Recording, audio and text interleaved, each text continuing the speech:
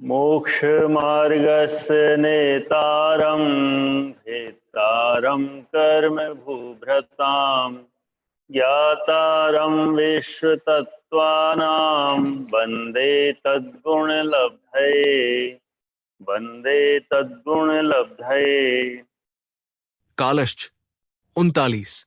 अर्थ काल भी द्रव्य है, क्योंकि ये भी उत्पाद, व्यय, द्रव्य तथा गुण पर्यायों से सहित है। सोन तस्मय 40। अर्थ वह काल द्रव्य अनंत समय वाला है। यद्यपि वर्तमान काल एक समय मात्र ही है, तथापि भूत भविष्यत की अपेक्षा अनंत समय वाला है। जो स्वयं परिणमन करते हुए अन्य द्रव्यों के परिणमन में उदासीन रूप से सहकारी कारण होता है, उसे काल कहते हैं। काल पदार्थों में परिवर्तन जबरदस्ती नहीं कराता, बल्कि इसकी उपस्थिति में पदार्थ स्वयं परिवर्तित होते हैं, इसलिए उदासीन द्रव्य कहते हैं। ये तो कुम्हार के चाक के नीचे रहने वाली कील के समान है, जो स्वयं नहीं चलती, नहीं चाक को चलाती है। फिर भी कील के अभाव में चाक घूम नहीं सकता। काल को द्रव्य कहने का कारण, काल में द्रव्य का लक्षण पाया जाता है। जो उत्पादव्यय और द्रव्य से युक्त है वो सत है, अथवा जो गुण और पर्याय वाला है वो द्रव्य है। ये दोनों ही लक्षण काल में पाए जाते हैं। इसलिए काल में जब द्रव्य के दोनों लक्षण पाए जाते हैं तो वो आकाशादि के समान स्वतंत्र द्रव्य है, ये सिद्ध होता है। धर्मास्तिकायादि के समान इसके अस्तित्व के कारण का व्याख्यान किया ही है कि काल का लक्षण वर्तना है। सर्वार्थ सिद्धि 602। काल में गुण और पर्याय किस प्रकार पाई जाती है? काल द्रव्य में दो प्रकार के गुण पाए जाते हैं, साधारण गुण और असाधारण गुण। असाधारण गुण वर्तना हेतुत्व काल का असाधारण गुण है, क्योंकि काल को छोड़कर अन्य द्रव्यों में नहीं पाया जाता है।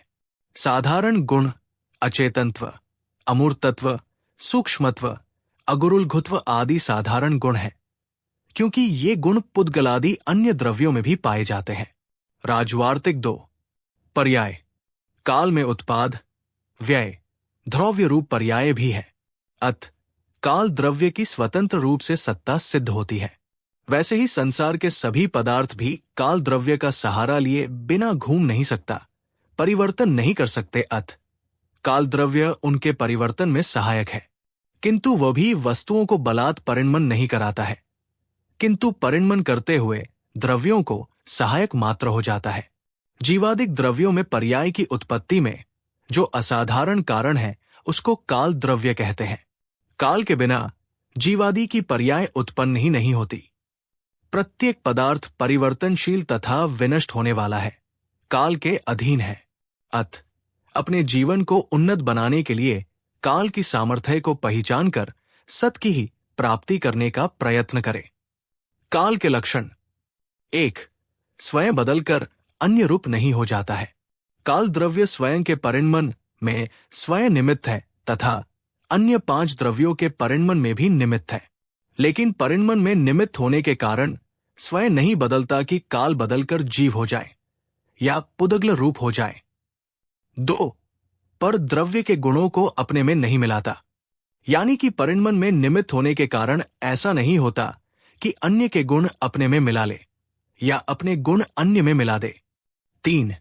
प्ररेख होकर अन्य द्रव्य के गुणों को अन्य द्रव्यों के गुणों रूप नहीं परिणमता है, यानी कि काल द्रव्य परिणमन में निमित्त होने के कारण से अन्य द्रव्य को अन्य द्रव्य रूप नहीं परिणमाता है, प्रेरक है। 4। प्ररेख होकर अन्य द्रव्य के गुणों को अन्य स्वरूप नहीं कर देता है। 5। द्रव्य स्वयं में भी परिणमते हैं। काल द्रव्य उदासीन निमित्त मात्र होता है।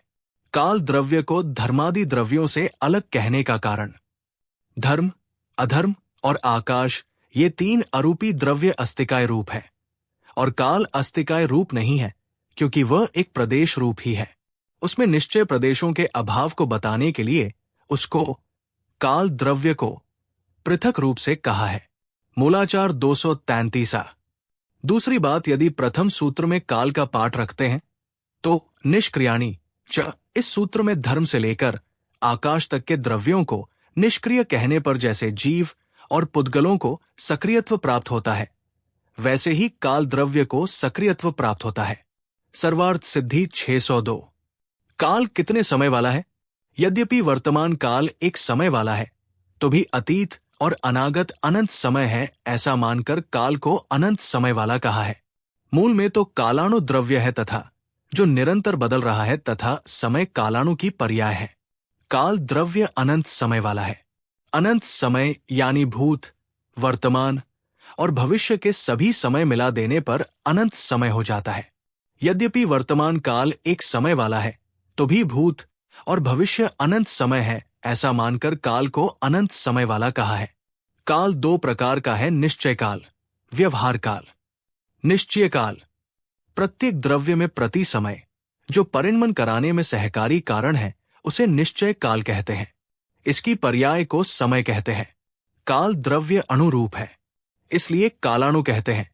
कालाणु जीव तथा पुद्गल को स्थूल रूप से और आकाशादि पदार्थों को सूक्ष्म रूप से यथायोग्य गुण तथा स्थान रूप परिवर्तन में सहायक होते हैं। व्यवहार काल समय, आवली, उच्छ्वास, प्राण, स्तोक और लव आदि व्यवहार काल है। व्यंजन पर्याय का अवस्थान है व्यवहार काल। व्यंजन काल यानी दीर्घ काल तक रहने वाली पर्याय, जैसे बालक, देव, मनुष्य आदि। निश्चय काल द्रव्य है और निश्चय काल की पर्याय समय, घंटा, दिन आदि को व्यवहार काल है, जो हर समय बदलती रहती है। अणु के प्रकार। अणु 4 प्रकार के होते हैं, द्रव्याणु, क्षेत्राणु, कालणु, भावाणु। द्रव्याणु पुद्गल परमाणुओं के अनंत गुणों का जो समुदाय रूप द्रव्य है, वह द्रव्याणु है। यह स्वतंत्र द्रव्य है। क्षेत्राणु क्षेत्र में अणु हो, वह क्षेत्राणु है। क्षेत्राणु आकाश के एक प्रदेश को कहते हैं। यह स्वतंत्र द्रव्य नहीं है, किंतु आकाश द्रव्य का कल्पित देशांश है। कालाणु काल द्रव्य, अणु प्रमाण काल द्रव्य को कालाणु कहते हैं। ये निश्चय काल द्रव्य है, यानी जो काल द्रव्य वो मूल निश्चय द्रव्य है, वो कालाणु है।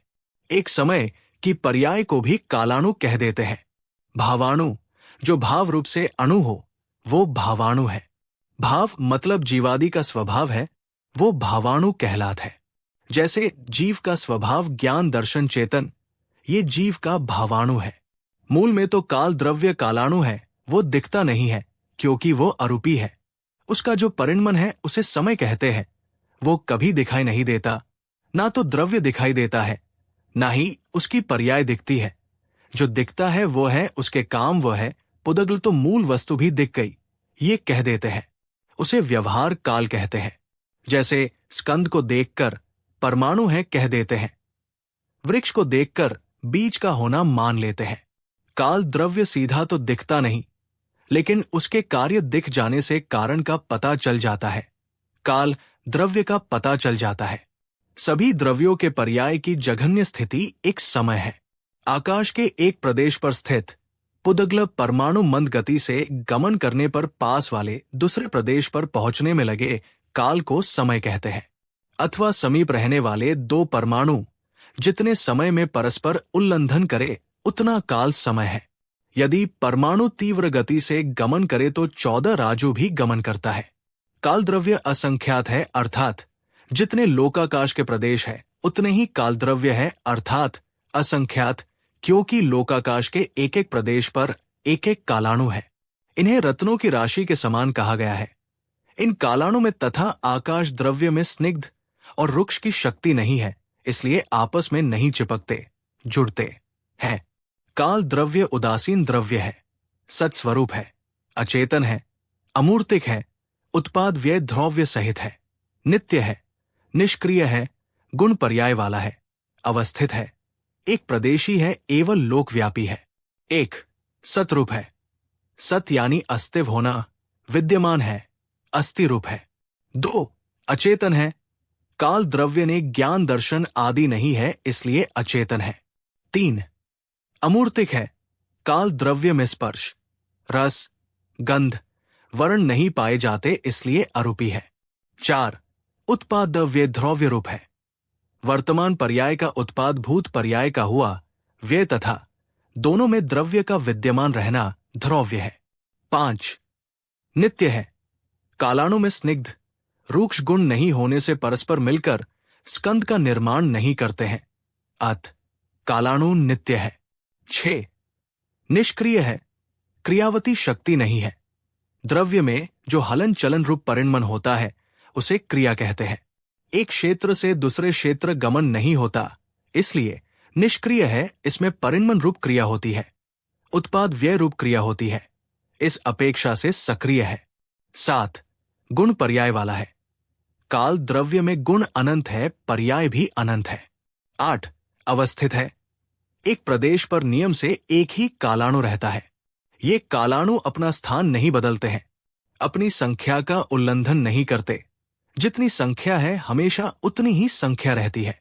असंख्यात है तो असंख्यात ही रहेगे, चाहे अनंत काल बीत जाए तो भी असंख्यात ही रहेगे। ना एक भी बढ़ेगा ना एक भी घटेगा। 9 एक प्रदेशी है। काल द्रव्य एक प्रदेशी है। जितनी बड़ी पर्याय होती है उतना ही बड़ा द्रव्य होता है। और काल की पर्याय समय है, और समय एक प्रदेशी है, इसलिए कालाणु भी एक प्रदेशी है। एक प्रदेशी होने से काल द्रव्य कायवान नहीं है, अस्तिकाय नहीं है। काल की सबसे छोटी इकाई को समय है। संख्या में लोक प्रणाम असंख्यात है, और काल की पर्याय अनंत है। संसार में जितने भी प्रकार का परिणमन हो रहा है उस परिणमन के कर्ता हम नहीं है, उसमें निमित्त तो काल द्रव्य है। हम किसी का भी परिणमन नहीं करा सकते, बदल सकते। तत्वार्थ सूत्र अध्याय 5 सूत्र 39-40 से काल द्रव्य निश्चय काल और व्यवहार काल की व्याख्या पूरी हुई। जिन वाणी माता की जय।